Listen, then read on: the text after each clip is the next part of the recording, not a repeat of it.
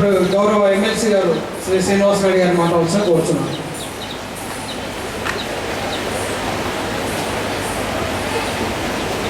నేటి కార్యక్రమానికి ముఖ్య అతిథిగా హాజరైనటువంటి మన విద్యాశాఖ రాష్ట్ర రథసారథి ప్రిన్సిపల్ సెక్రటరీగా చక్కని బాధ్యతలు నిర్వహిస్తూ అందరికీ కూడా చక్కని గైడెన్స్ ఇస్తూ ముందుకు నడిపిస్తున్నటువంటి పెద్దలు గౌరవనీయులు మన స్కూల్ ఎడ్యుకేషన్ ప్రిన్సిపల్ సెక్రటరీ గారు ఆర్పి సుసడి ఐఏఎస్ గారికి, అదేవిధంగా ముఖ్య అతిథిగా హాజరై ఒక వేరే అత్యవసర ఇన్సిడెంట్ క్రికెట్ అవర్స్ కార్యక్రమం ఉండడం వల్ల ఎగ్జిబిషన్ని ప్రారంభించి అందరి అనుమతితో వెళ్ళినటువంటి మన ప్రీతం నాయకులు మానవ వనరుల శాఖ మంత్రులు గంటా శ్రీనివాసరావు గారికి, అదేవిధంగా ఈ కార్యక్రమానికి పూర్తిగా అన్ని రకాల సహాయ సహకారాలు అందిస్తూ విద్యార్థులకు చక్కని గైడెన్స్ ఇస్తూ ఈ ఇన్స్పైర్ కార్యక్రమాన్ని ముందుకు తీసుకెళ్తున్నటువంటి ఎస్సీఆర్టీ డైరెక్టర్ గారు రాజలక్ష్మమ్మ గారికి, అదేవిధంగా ఆర్జేడీ గారు పెద్దల గౌరవనీయులు భార్గవ్ గారికి, అదేవిధంగా ఈ జిల్లాలో రాష్ట్రం 2 రాష్ట్రాలుగా ఏర్పడిన తర్వాత చాలా స్టేట్ ఈవెంట్స్ అన్నీ కూడా ఈ విశాఖపట్నంలో విద్యాశాఖ తరఫున ఎటువంటి కార్యక్రమం ఇచ్చినా సక్సెస్ఫుల్గా అందరినీ కలుపుకుంటూ కోఆర్డినేట్ చేస్తూ సునాయాసంగా నిర్వహిస్తున్నటువంటి మన జిల్లా విద్యాశాఖ అధికారి గారు కృష్ణారెడ్డి గారు, అదేవిధంగా వారికి అన్ని రకాలుగా సహాయ సహకారాలు అందిస్తున్నటువంటి డిప్యూటీ డిఓలు నాగమణి మేడం గారు, రేణుగా మేడం గారు మరియు వారి సహచర సిబ్బంది విద్యాశాఖ వారికి, ఈ కార్యక్రమానికి న్యాయ నిర్ణేతలుగా ఇచ్చేసినటువంటి ఒక్కొక్క అంశంలో నిష్ణాతులైనటువంటి ప్రొఫెసర్స్ వచ్చారు వారందరికీ, అదేవిధంగా ఈ 6 జిల్లాల నుంచి కూడా విద్యార్థులని తమదైన శైలిలో గైడ్గా శిక్షణ ఇచ్చి వారిని ఈరోజు ఈ ఇన్స్పైర్లో రాష్ట్ర స్థాయి వరకు తీసుకొచ్చినటువంటి నా ఉపాధ్యాయ సోదరిమణులకు, పత్రికా ప్రముఖులకు, ప్రింట్ అండ్ ఎలక్ట్రానిక్ మీడియా వారికి అందరికీ నా హృదయపూర్వక నమస్కారాలు తెలియజేసుకుంటూ ఈ కార్యక్రమంలో పార్టిసిపేట్ చేసినటువంటి చిన్నారులకు నా ఆశీస్సులు అందజేస్తూ సాంస్కృతిక రంగంలో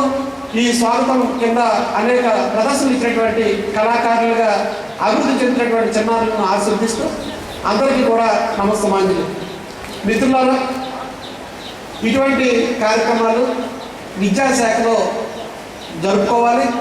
అయితే గతంలో ఇటువంటి కార్యక్రమాలు జరుపుకోవడానికి ఆర్థికపరమైన ఇబ్బందుల వల్ల మనసున్నా చేద్దామని తపనున్నా ఓ సిస్టమేటిక్గా జరిగేవి కాదు.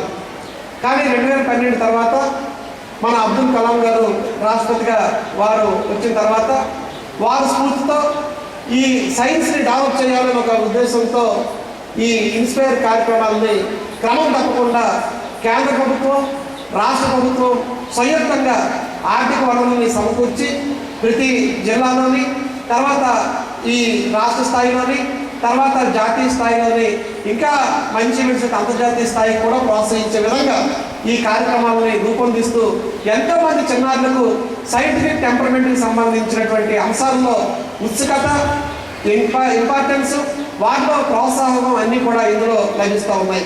కాబట్టి ఇందులో పార్టిసిపేట్ చేస్తున్న చిన్నారులకు నేను ఒకటే చెప్తా ఉన్నాను, మీరు జిల్లా స్థాయిలో కానీ, రాష్ట్ర స్థాయిలో కానీ, రేపు జాతీయ స్థాయిలో కానీ మీరు ఏ అంశాన్ని అయితే మీరు ఎంచుకుంటారో ఆ అంశానికి సంబంధించి లోటుపాటుని, పెద్దల తాలూకా సలహా సూచనల్ని అడాప్ట్ చేసుకుంటూ ఆ ప్రాజెక్ట్ని ఇంకా డెవలప్ చేసుకుంటూ వెళ్ళాలి తప్ప ఒకసారి ఈవెంట్కి ఒక ప్రాజెక్టు, మరొకసారి ఈవెంట్కి మరో ప్రాజెక్టు, అలా మీరు ప్రాజెక్టు మారిస్తే మీకు దేంట్లో కూడా నైపుణ్యం అనేది రాదు. కాబట్టి మీరు ఏ అంశం అయితే మీరు ఎంచుకుంటారో ఆ అంశంలో ఎందుకు ఇది జాతీయ స్థాయిలో రాదనే పట్టుదలతో మీరు ముందుకు వెళ్ళినట్లయితే తప్పనిసరిగా మీరు ఏదో రోజున మన ఎస్సీఆర్టీ డైరెక్ట్ గారు చెప్పినట్టుగా ఆ చిన్నారుల స్థాయిలో పక్కన మీ పేర్లు కూడా చేరుతాయని ఈ సందర్భంగా నేను మనం చేసుకుంటా ఉన్నాను. అయితే కేంద్ర ప్రభుత్వాన్ని కోరుతా ఉన్నాం, ఒక ఈ సైంటిఫిక్ సంబంధించిన అంశాల్లోనే కాకుండా క్రీడా అంశాలకు కూడా ఈ కేంద్ర ప్రభుత్వం, రాష్ట్ర ప్రభుత్వం సంయుక్తంగా స్టేట్ గవర్నమెంట్ ఆధ్వర్యంలో క్రీడలు నడుపుతున్నారు. కానీ దానికి కూడా పూర్తి ఆర్థిక నిధులు కొరత వల్ల పూర్తి స్థాయిలో నిర్వహించలేకపోతున్నాం. దాన్ని కూడా కేంద్ర ప్రభుత్వం ముందుకొచ్చి రాష్ట్రంలో అన్ని జిల్లాల్లోనూ కూడా ఆ గేమ్స్ అండ్ స్పోర్ట్స్ కూడా ఒక ఈవెంట్గా జరిగేటట్టుగా, మళ్ళీ రాష్ట్ర స్థాయిలోని జాతీయ స్థాయిలోనే వెళ్ళేటట్టుగా ఆ క్రీడాకారులు కూడా మనం విద్యార్థి దశ నుంచే ప్రోత్సహించేటట్టు కూడా కార్యక్రమం తీసుకోవాల్సిందిగా నేను కూడా కేంద్ర ప్రభుత్వాన్ని కోరుతాను. మన పెద్దలు విద్యాశాఖ పట్ల అత్యంత మక్కువతో ఈ శాఖను సమర్థవంతంగా పరిపాలిస్తున్నటువంటి మన సుసోడి గారు కూడా కేంద్రంలో మంచి పరిచయాలు, కేంద్రంలో విద్యార్థులు కూడా వారు సెక్రటరీగా పనిచేసిన అనుభవం ఉంది కాబట్టి ఈ ప్రపోజల్ని వారు కూడా పంపిస్తారు. తప్పనిసరిగా చిన్నారుల్లో ఉన్నటువంటి నైపుణ్యాలు దేంట్లో అయితే ఉన్నాయో ఆ అన్ని నైపుణ్యాలు కూడా బయటకు తీసి ఒక పాఠశాలలో చదువుతున్న విద్యార్థి ప్రభుత్వ ఉద్యోగంగా కావచ్చు, ఒక రాజకీయ నాయకుడిగా కావచ్చు, ఒక సైంటిస్ట్గా కావచ్చు, ఒక క్రీడాకారుడిగా కావచ్చు, ఒక సాంస్కృతిక రంగంలో ఒక మంచి నటుడిగా, కళాకారుడిగా కావచ్చు, ఏ రంగంలోనైనా సరే నలుగురికి ఆదర్శంగా ఉండేటట్టుగా ఈ సమాజంలో ప్రభుత్వ పాఠశాలలో చదివిన విద్యార్థి ఉన్నతమైన స్థాయికి వెళ్తాడనే నమ్మకం తోటి విద్యార్థులు కలిగేటట్టుగా మన విద్యాశాఖని రూపొందించుకోవాలి. దానికి ప్రతి ఒక్కరు కూడా సహాయ సహకారాలు అందించాలని నేను మనస్ఫూర్తిగా కోరుతా ఉన్నాను. మనందరికీ అదృష్టం, మన సెక్రటరీ గారు సుసోడి గారు ఒక హైదరాబాద్లోనో లేకపోతే విజయవాడలోనో రాజధాని నగరంలో ఉండి పరిపాలన సాగించడం లేదు. వారు విద్యాశాఖ తరఫున చిన్న కార్యక్రమం కానీ పెద్ద కార్యక్రమం కానీ ఏ కార్యక్రమం అయినా సరే వారు శ్రమ అనుకోకుండా ప్రతి కార్యక్రమంలో కూడా వారు పార్టిసిపేట్ చేసి అక్కడ అధికారులు కానీ విద్యార్థులు కానీ మా ఎమ్మెల్సీలు కానీ ప్రజాప్రతినిధులు అందరినీ కూడా ప్రోత్సహిస్తూ ముందుకు నడిపించడం మన విద్యాశాఖకి ఒక సువర్ణ అవకాశం అని ఈ సందర్భంగా నేను మనవి చేస్తున్నాను. మరి మన ఉపాధ్యాయులకు సంబంధించి ఎన్నో రకాలైనటువంటి ఇబ్బందులు, టాలెంట్ ఉన్నటువంటి ఉపాధ్యాయులు పదోన్నతులు లేకుండా ఒకే స్థాయిలో ప్రమోషన్స్ లేక మగ్గిపోతూ ఉంటే సార్ బాధ్యతలు తీసుకున్నాక నేను ఉపాధ్యాయ ఎమ్మెల్సీగా వెళ్ళి సార్ ఈ రకంగా విద్యాశాఖలో సర్వీస్ రూల్స్ లేకపోవడం వల్ల ఎంఎస్సీ పిహెచ్డీ చేసి ఎస్జీడీ టీచర్గా వారు లాక్ అయిపోయారు, ప్రమోషన్ కావాలని కోరితే ఇమీడియట్గా వారు ముఖ్యమంత్రి గారితో కూడా మాట్లాడి అనుమతి తీసుకొని ఈరోజు మన రాష్ట్రపతి ఉత్తర్వులు సాధించుకునే చివరి అంకాలను చేరుకునే దిశగా సర్వీస్ రూల్స్ సాధించే దిశగా సుసోడి గారు నేతృత్వంలో మనం సాధించుకోబోతున్నామని చెప్పి సందర్భంగా మీకు నేను మనవి చేసుకుంటా ఉన్నాను. అంతేకాకుండా మనకి ఈరోజు విద్యాశాఖకు సంబంధించినటువంటి ఏ సమస్య అయినా సరే సార్ ఈ రకంగా ఇబ్బంది ఉంది, దీన్ని ఈ రకంగా మనం సాల్వ్ చేయాలి సార్ అంటే వెంటనే వారు దానికి ఆమోదం తెలియజేసి ఉపాధ్యాయులకు ఎటువంటి కష్టం లేకుండా గురువులంటే గౌరవంతో గురువులను బాగా ప్రోత్సహిస్తే పేద విద్యార్థులకు మంచి ఎడ్యుకేషన్ ఇస్తారనే ఒక నమ్మకంతో వారు ఆ కార్యక్రమాలన్నీ కూడా చేపడుతున్నారు. మరి వారి నమ్మకాన్ని వారి కోరికని మనం కూడా పాటించాలి. నా ఉపాధ్యాయులందరూ కూడా నేను ఒకటే కోరుతా ఉన్నాను, విద్యార్థులు కూడా నేను ఒకటే కోరుతా ఉన్నాను. మీరు ఈరోజు సైన్స్లో మీకు ఉన్నటువంటి మీ పాఠశాలలో విద్యార్థుల్లో మీకు మక్కువ ఎక్కువ ఉంది కాబట్టి, మీలో టాలెంట్ ఉంది కాబట్టి మీరు అందరూ కూడా ఈరోజు రాష్ట్ర స్థాయి దాకా మీరు రాగలిగారు. మరి దీని తర్వాత కూడా మీ అన్వేషణ ముందుకు వెళ్ళాలి, మీరు సైంటిస్ట్గా అభివృద్ధి చెందాలి, ఉన్నతమైన స్థానానికి వెళ్ళాలని మనస్ఫూర్తిగా మిమ్మల్ని నేను కోరుకుంటూ ఉన్నాను. అదే రకంగా సామాజిక బాధ్యతను కూడా మీరు తీసుకోవాల్సిన అవసరం ఉంది. సామాజికంగా కూడా మన పాఠశాలలో ఆవరణ పరిశుభ్రంగా ఉంచుకోవడం, మొక్కలు నాటడం, టాయిలెట్స్ శుభ్రంగా పరిశుభ్రంగా ఉంచుకోవడం, సెల్ఫ్ డిసిప్లిన్ డెవలప్ చేసుకోవడం, ఉపాధ్యాయుల సహాయ సహకారాలు తీసుకొని స్వచ్ఛ ఆంధ్రప్రదేశ్ ఏదైతే మనం ముఖ్యమంత్రి గారు చంద్రబాబు నాయుడు గారు కోరుకుంటున్నారో, మోడీ ప్రధానమంత్రి గారు ఏదైతే కోరుకుంటున్నారో, స్వచ్ఛ భారత్ని కోరుకుంటున్నారో ఆ కార్యక్రమాల్లో కూడా విద్యార్థులు ఉపాధ్యాయులు మమేకమై తప్పనిసరిగా ప్రతి గ్రామం మంచి గ్రామంగా ఆదర్శ గ్రామంగా తయారయ్యేటట్టుగా మీరు కూడా బాధ్యత వహించాలని ఈ సందర్భంగా నేను కోరుకుంటా ఉన్నాను.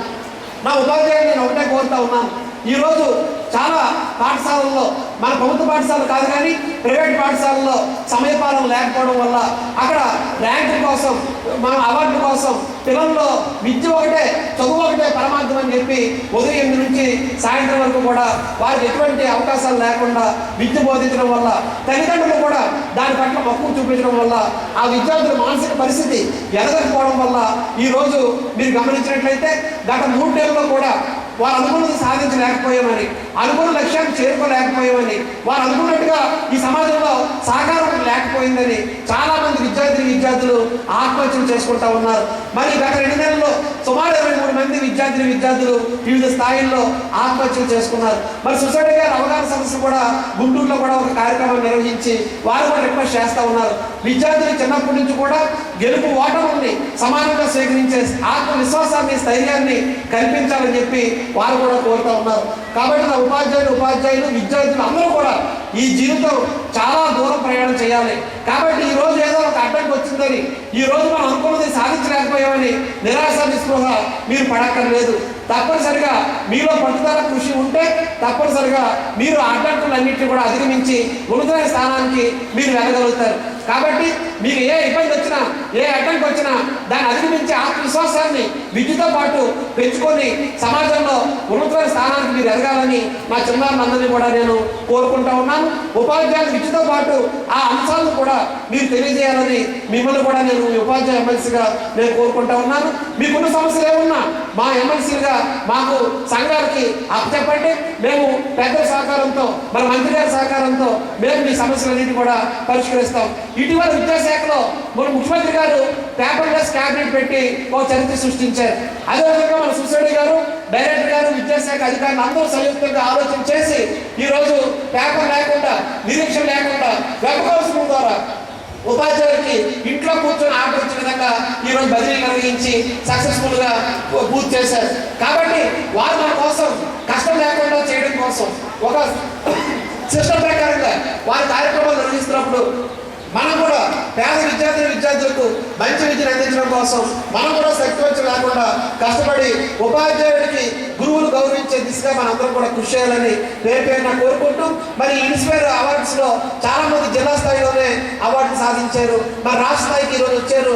అందరికీ కూడా ఈ రోజు ఇక్కడ జడ్జెస్ ద్వారా మీకు అన్ని కూడా సెలెక్ట్ కావడం, అంత మాత్రాన మీరు నిరాశపడకుండా అందులో లోపాలను గమనించి మళ్ళా వచ్చేసారి మళ్ళీ అదే ఈవెంట్ లో అవార్డు వచ్చేటట్టుగా మీరు జాతీయ స్థాయికి వెళ్ళేటట్టుగా మీరు తయారు కావాలని ప్రతి ఒక్క విద్యార్థిని కూడా కోరుకుంటూ, నేను చక్కని కార్యక్రమాన్ని మా విశాఖపట్నంలో నిర్వహించినటువంటి విద్యాశాఖ అధికారులకు, మా సుశేడి గారికి ప్రత్యేక ధన్యవాదాలని తెలియజేసుకుంటూ చాలా తీసుకుంటున్నాను. జై హింద్.